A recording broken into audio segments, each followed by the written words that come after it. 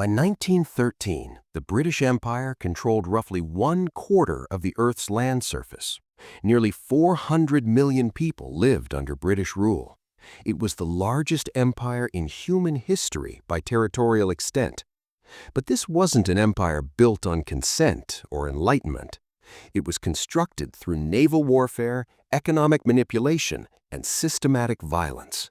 When local populations resisted, Britain responded with massacres, engineered famines, and concentration camps. This is the story of how Britain conquered so much of the world and what that conquest actually meant for the people who lived through it. Britain's geographic position as an island nation forced it to develop naval capabilities early. By the 18th century, this had evolved into something far more powerful, the world's dominant navy. The Royal Navy wasn't just large, it was everywhere. It controlled shipping lanes across the Atlantic, Indian Ocean, and Pacific. This meant Britain could move troops and supplies to any coast in the world while denying those same routes to its rivals. Spain, France, and the Netherlands all had colonial ambitions, but one by one, British naval power broke them. The defeat of the Spanish Armada in 1588, victories over France in the 7 Years' War, the seizure of Dutch colonies, each conflict expanded British reach while contracting everyone else's. Control of the seas meant control of global trade, and control of trade meant wealth that could fund more ships, more guns, more conquest.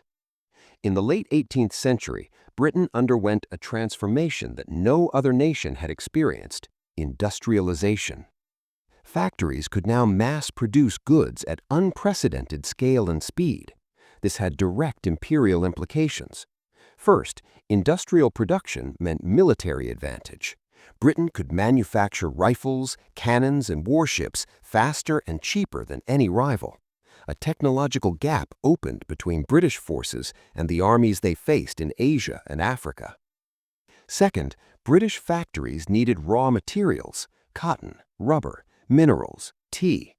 Colonies could be reorganized entirely around supplying these materials. Third, those same factories produced goods that could flood colonial markets, undercutting and destroying local industries. Indian textiles, once the finest in the world, were deliberately crushed to ensure Indians bought British cloth instead. The Industrial Revolution didn't just happen to coincide with empire, it was deeply intertwined with it. Here's a crucial point.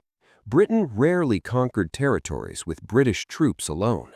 The empire was built on exploitation of local divisions, religious tensions, ethnic rivalries, disputes between kingdoms.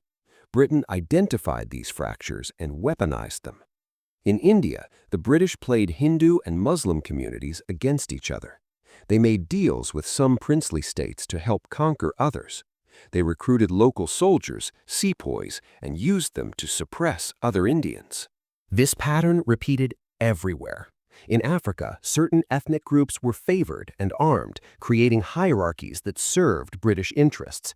Traditional rivalries were amplified, new ones were manufactured. The genius of divide and rule was its efficiency. Why send 100,000 British soldiers when you could recruit 100,000 local soldiers and set them against their neighbors? Perhaps the strangest aspect of British expansion was that much of it wasn't done by the British government at all, at least not initially. The East India Company was a private corporation. It had shareholders, it paid dividends, and it had its own army and navy. From its base in Calcutta, the company waged wars, signed treaties, deposed rulers, and collected taxes across vast regions of South Asia. It conquered Bengal through military force and political manipulation. When the Mughal Empire weakened, the company didn't just trade, it filled the power vacuum. This was imperialism as business model. The line between corporate profit and state power completely dissolved. By 1858, after the company's mismanagement contributed to the Indian Rebellion, the British government took direct control. But by then, the corporate phase had already established British dominance over the subcontinent. Britain also justified all of this. Empire was framed as spreading civilization, Christianity, and free trade. These narratives masked what was actually happening: the extraction of wealth through force and the imposition of racial hierarchy. Let's talk about what British rule actually meant for colonized peoples. Entire economies were restructured to serve British interests. Colonies existed to export raw materials to Britain and import British manufactured goods. This wasn't free trade, it was a rigged system enforced at gunpoint. In India, the British deliberately destroyed local textile production. Indian weavers had their thumbs cut off. Tariffs were imposed on Indian cloth entering Britain, while British cloth flooded Indian markets tariff-free. Land taxation forced peasants into cash crop farming, growing cotton, indigo, or opium for export instead of food for themselves. This made populations catastrophically vulnerable to harvest failures. And then came the famines. Between the late 18th and early 20th centuries, an estimated 20 to 30 million people died in famines in India under British rule. Let me repeat that: 20 to 30 million people. These weren't natural disasters, they were policy failures, and sometimes policy choices. During the Bengal famine of 1943, around 3 million people starved to death. This happened while India was exporting food. British authorities refused to stop grain exports or redirect supplies. Winston Churchill, when informed of the famine, reportedly asked why Gandhi hadn't died yet if the famine was so bad. Wartime logistics and market ideology were prioritized over millions of lives. The famines under British rule were marked by a refusal to intervene, an insistence on maintaining exports, and a racialized indifference to Indian suffering that would have been unthinkable if British citizens were starving. When colonized people resisted, Britain responded with overwhelming violence designed to terrorize entire populations. April 13, 1919, Jallianwala Bagh, Amritsar, India. Thousands gathered peacefully in an enclosed garden for a festival. British troops, under Brigadier General Reginald Dyer, blocked the exits and opened fire on the unarmed crowd. For 10 minutes, soldiers fired continuously into men, women, and children trying to escape. Official figures: 379 dead. Actual estimates: over 1,000 killed, more than 1,500 wounded. Dyer was explicit in his intent. He said he wanted to create a moral and widespread effect and produce a sufficient moral effect not only on those who were present, but more especially throughout the Punjab. In other words, terrorism. State terrorism designed to break the will of the Indian population. Dyer was initially celebrated in Britain. The British public raised money for him. The House of Lords defended him. This wasn't an aberration, it was policy. During the Second Boer War in South Africa, 1899 to 1902, Britain invented a new tool of colonial control: the concentration camp. To combat Boer guerrilla fighters, British forces adopted a scorched earth policy. They burned farms, destroyed crops, and rounded up civilian populations, men, women, and children, into camps. The conditions were horrific: overcrowding, disease, inadequate food and medical care. Around 28,000 Boer civilians died. Over 20,000 black Africans, also interned in separate camps, died as well. Children were especially vulnerable. Mortality rates in some camps reached 50%. Emily Hobhouse, a British welfare campaigner who visited the camps, described them as producing crouching skeletons and reported children dying from malnutrition and disease at staggering rates. This wasn't collateral damage. The camps were a deliberate strategy to break resistance by targeting civilian populations. The 1950s, Kenya. Decades after Britain claimed to have become more enlightened, the same patterns of violence continued. The Mau Mau uprising was a rebellion against British colonial rule and land theft. Britain's response was systematic brutality. Torture was widespread: castration, rape, beatings, electric shocks. These weren't isolated incidents, they were systematic practices across detention camps. Over 1 million Kenyans were held in camps or forced into guarded villages. Tens of thousands were killed. The British government destroyed most of the documentation. For decades, they denied the scale of abuse. In 2013, half a century later, the British government finally admitted to torture and paid compensation to survivors. But that admission came only after years of legal battles and evidence that emerged despite attempts to hide it. This was the 1950s, not the 1850s. The British Empire was practicing systematic torture and mass detention well into the era of television and the United Nations. Defenders of the British Empire often point to infrastructure. Look at the railways, the legal systems, the schools. Let's examine this. Railways. These were built to extract resources and move troops. They connected mines to ports, plantations to shipping centers. They weren't built for local benefit. They were built for imperial logistics. When India gained independence, it inherited railways designed for colonial extraction, not national development. Legal systems. British law in the colonies created explicit racial hierarchies. Europeans had different courts, different rights, different punishments than colonized peoples.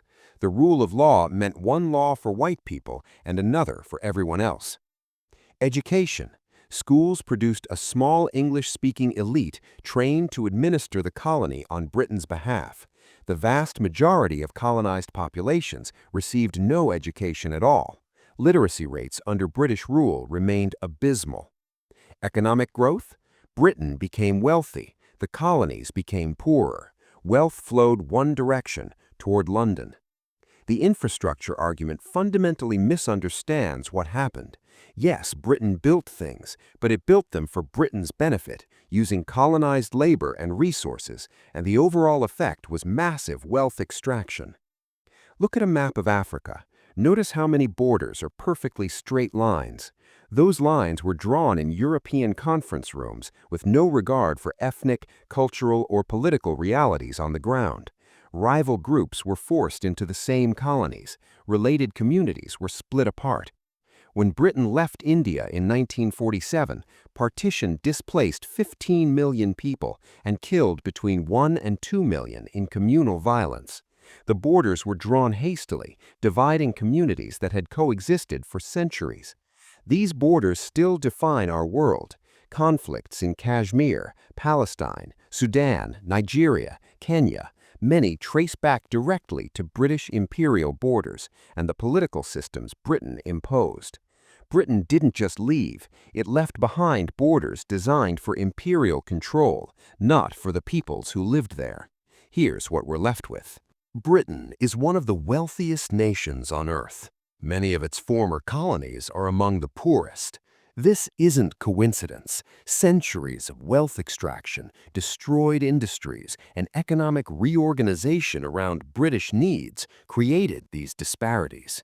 India, once one of the wealthiest regions in the world with around 23% of global GDP in the early 18th century, had less than 4% by the time Britain left in 1947. The wealth that built British museums, estates, and industries came from somewhere. It came from plantations worked by enslaved and colonized peoples. It came from mines. It came from famines that killed while grain was exported. This is an ancient history. The last colonies gained independence within living memory. The economic structures created by empire still shape global inequality. So how did Britain conquer a quarter of the world? Naval power that controlled the seas, industrial capacity that produced weapons and wealth, divide and rule tactics that turned colonized peoples against each other, corporate imperialism that made exploitation profitable, and overwhelming violence against anyone who resisted. The British Empire wasn't built on superior values or enlightenment. It was built on superior firepower, economic coercion, and a willingness to starve and massacre populations to maintain control. When we talk about the British Empire, we need to talk about what it actually was, a system of extraction and domination that killed tens of millions, destroyed economies, and left borders and inequalities that still cause suffering today. The legacy isn't railways and parliamentary systems. The legacy is mass graves, artificial famines, concentration camps, and wealth disparities that persist across generations.